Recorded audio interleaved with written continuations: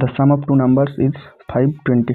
If bigger number is 4% less than 4 মানে 4% কমানো আর ছোট নাম্বারটাকে 12% বাড়ানো হয় তাহলে দুটো নাম্বার ইকুয়াল হয়। তাহলে এটা হচ্ছে 4% বাড়া কমানো, তাহলে এ থেকে 4% কমালে হয়ে যাচ্ছে এটা 96%। আর লিখছি না, পার্সেন্টেজ কেটে যাবে।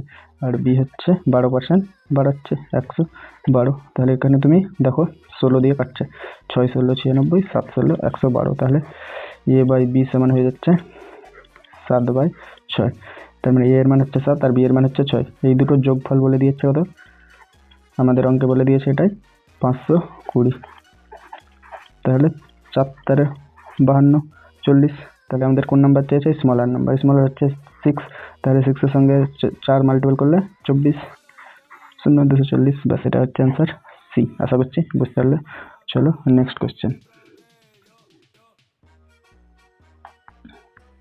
হ্যাঁ, এই অঙ্কগুলো খুব এখন ট্রেন্ডিং নিয়ে চলছে, খুব আসছে পরীক্ষায়। তো চলো কি বলছে, সুগার প্রাইস মানে চিনির দাম 22.5% বাড়ালে ব্যয় একই রাখতে অনিতাকে কত পার্সেন্ট কি ভোগ মানে খাবারটা কত পার্সেন্ট কমাতে হবে। আমাদের দাম বাড়িয়েছে, প্রথমে দাম কত বাড়িয়েছে 22.5। তো প্রাইস বাড়িয়েছে 100 থেকে 122.5। তো এটাকে আমরা কি এখানে যদি একটা শূন্য বাড়িয়ে দিই তাহলে দশমিকটা উঠে যাবে, তার জন্য আমরা একবারেই লিখে দেবো কি 1225। আর তাহলে এটা 5 25 দিয়ে কাটবে, দেখো তাহলে 4 আর এটা হয়ে যাচ্ছে 4 9 225 মানে কত হয়ে যাচ্ছে 49। তাহলে এটা হচ্ছে প্রাইস। এবার আমাদের কনজাম্পশন, সবসময় প্রাইস আর কনজাম্পশন মানে দাম আর খাওয়া দাওয়া বিপরীত সম্পর্ক হয়। তাহলে এটা হয়ে যাচ্ছে 49 আর এটা 40। তাহলে কত 9 কমাতে হবে কততে 49-এ।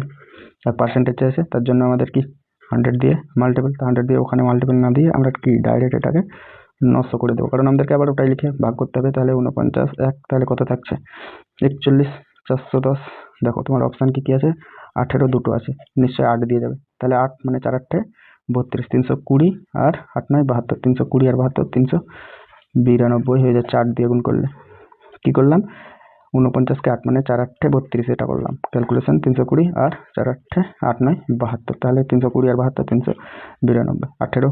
এবার দেখো একটা 8 আছে আর একটা 3 আছে, তো আমাদের কত 392 থেকে 410 মানে 18।